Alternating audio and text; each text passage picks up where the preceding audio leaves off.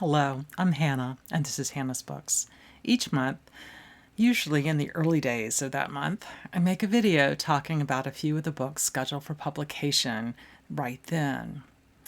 When I began the series this year, I thought I would try to narrow down my choices each month to roughly 8 books, and I've sometimes found myself needing to make 2 lists in one month just to discuss all the forthcoming titles that intrigue me. And this month is one of those 2 list months, despite the fact that I am getting started so late. Before I get to my list, I want to say, as I always do, that I put together a very personal and quirky collection. If you're looking for a list of forthcoming popular novels, there are plenty of booktubers you can turn to, or you can find such lists in newspapers and magazines. But my lists are full of titles that, for whatever reason, sparked my own personal interest. So let's get started. On the 1st of July, just in time for this month's Independence Day and next year's 250th celebration of the country, W.W. Norton released Angelica, For Love and Country in a Time of Revolution by Molly Beer. This is a detailed and well-researched biography of Angelica Schuyler Church, a member of the social elite both in North America and in Europe. She kept up a tremendous correspondence with American political leaders, from George Washington, Thomas Jefferson, to Alexander Hamilton, etc. In fact, she was the, quote, saucy sister-in-law of Alexander Hamilton. And her fairly intense connection to Hamilton is perhaps her biggest claim to fame these days. I haven't seen it or even heard all the music, but I gather Angelica was a prominent character in the musical Hamilton. This book is far more interested in her place within the making of American history than with her potential romance with Hamilton. As the publicity sheet puts it, Angelica was a woman of great influence in a time of influential women. Catherine the Great and Marie Antoinette were contemporaries, and she was at the red-hot center of American history at its birth. From what I've seen so far, I'm most intrigued with the way the book seeks to reveal what the pub sheet calls a woman's eye view of the Revolutionary era. Back in the late 1980s, there were a few books of social history that talked about how revolutionary ideology affected women's culture and the position of women more broadly. This is very much not that kind of book. It's not about the lives of typical women before, during, and after the revolution, but about one woman who played a role in the making of the nation, using her social influence for political ends that would aid in the effort for independence. In other words, she yielded what the pub sheet calls soft power, a word we hear used a lot in the news these days, to help bring together and support a web of activists who would do the more front-facing work of revolution. And in the process, she also chronicles life in the New York area during its pre-revolution days, which is often a somewhat overlooked topic, as odd as that sounds. Also on the 1st comes another book about the Revolutionary period, The Painter's Fire, A Forgotten History of the Artist Who Championed the American Revolution by Zara Anishanslin, published by the Harvard University Press. The publicity sheet starts with this lovely quote. The war that we now call the American Revolution was not only fought in the colonies with muskets and bayonets. On both sides of the Atlantic, artists armed with paint, canvas, and wax played an integral role in forging revolutionary ideals. This book looks at 3 artists that dared to defy rule by the monarchy in the colonies: Robert Edge Pine, Prince Dima, and Patience Wright, 3 artists I didn't know before. They risked their reputations and livelihoods in order to produce art that illuminated American patriotism and fundamental ideas of liberty.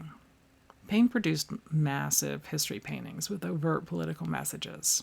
Dima had been an enslaved portrait painter. And Wright was a wax sculptor who also worked as an informal spy.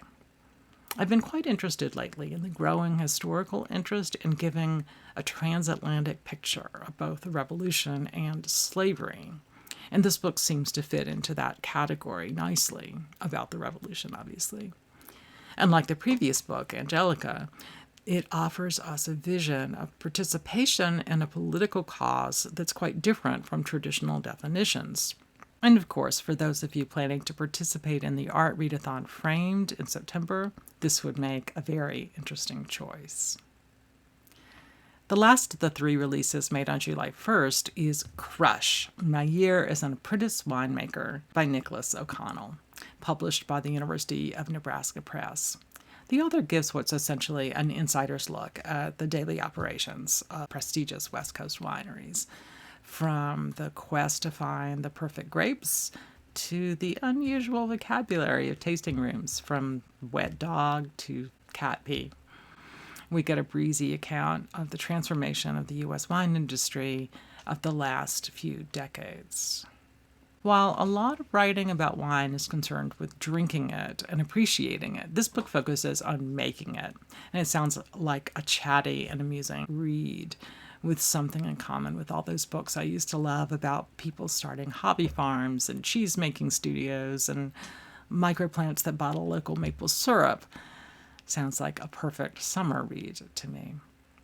Next, I want to mention 4 books that were released on the 8th of July. The first one, published by Harper, is The Roma, A Traveling History by Madeline Potter. I'm pretty excited about this one, partly because it's a topic my brother is fascinated by. I can't wait to share this book with him next time I go visit. This is the story of the Romani people and their long history, where they've traveled and settled, but also where their ongoing journey is taking them, and what it means to be Romani today. There are 2 common portrayals of Romani people that are almost diametrically opposed.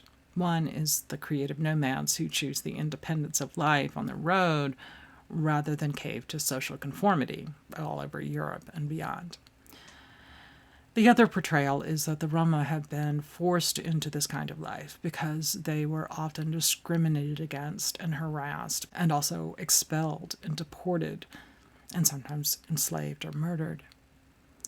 One of the key points that the author Madeline Potter wants to make is that despite the racism and oppression, the Roma have found ways to resist and endure, to ensure cultural survival, in other words. The Roma is not only a study of Romani communities across the world, but also a memoir about Potter's own experiences as a Romani woman. I'm always intrigued by skillful blending of a personal story with a serious discussion of a much larger context, and I hope this one will tie the 2 threads together well. All right, the book on this list that I am most excited about is Mrs. Dalloway, Biography of a Novel by Mark Hussey, which was published by Manchester University Press. The idea of biographies of books is just exactly up my alley. The pub sheet calls this a compelling account of Virginia Woolf's masterpiece.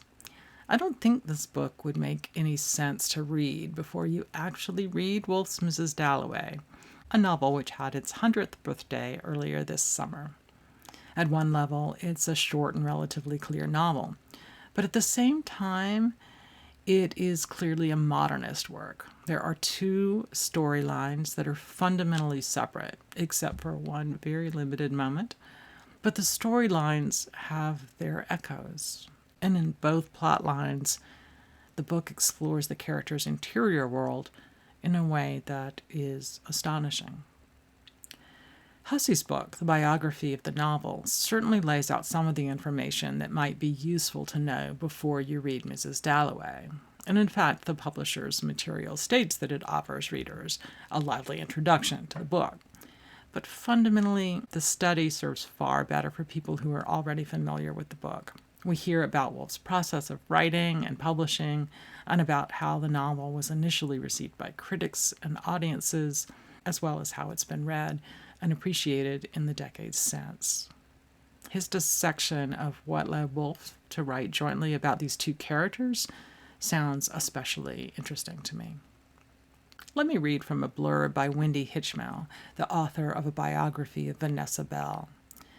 Essential reading for anybody who loves Mrs. Dalloway. This beautifully written book, full of original research and new insights, skillfully tells the story of Mrs. Dalloway from the very first drafts of the novel through to its legacy today.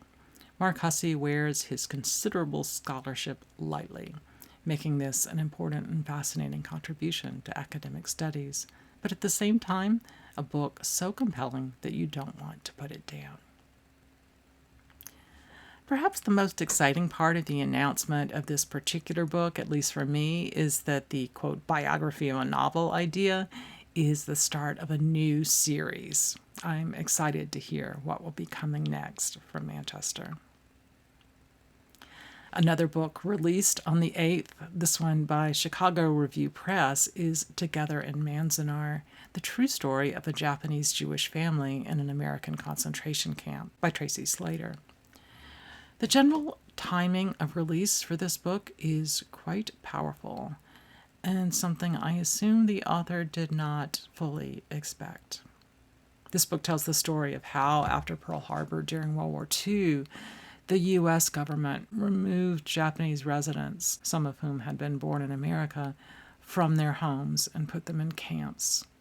The government imprisoned every single person of Japanese descent living on the West Coast, no matter their age or health status, and no matter their citizenship status. And being of Japanese descent basically followed the one-drop rule that had long defined who was black in America. I believe there were 10 large camps in all, and one of them was Manzanar, near Death Valley. Rather than being a history of what's often called Japanese internment overall, this book recounts the experiences of Elaine Yoneda, the daughter of Russian Jewish immigrants and the wife of a Japanese-American man. The two of them were labor activists and anti-fascist. The specifics of her decision to be sent to the camp along with her husband and young son is a little complicated, but essentially what the book shows is a woman who made the very difficult choice to live behind barbed wire in order to be with her family.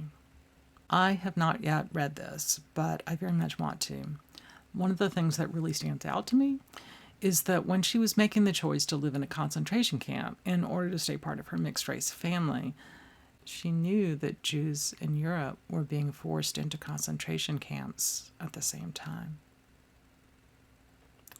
And for the last book today, I want to name Listen with Father, How I Learned to Love Classical Music by Caroline Sanderson, published by Unbound. This is a memoir biography about a woman and her father who shared the bond of music. When Caroline was a little girl, her father introduced her to the music of Mozart. And when she was a little older, she fell hard for David Bowie and Fleetwood Mac, even when her father gently tried to steer her back to the classical music world. It was only when he died that she began to listen to classical music again, in memory of him, as the pub sheet says.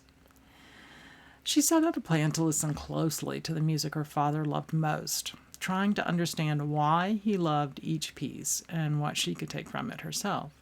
The blurbs make it sound really lovely and gentle, talking about how we often learn to listen in new ways when someone we love dies. Listen to their music, but also play back our memories, too. It sounds lovely.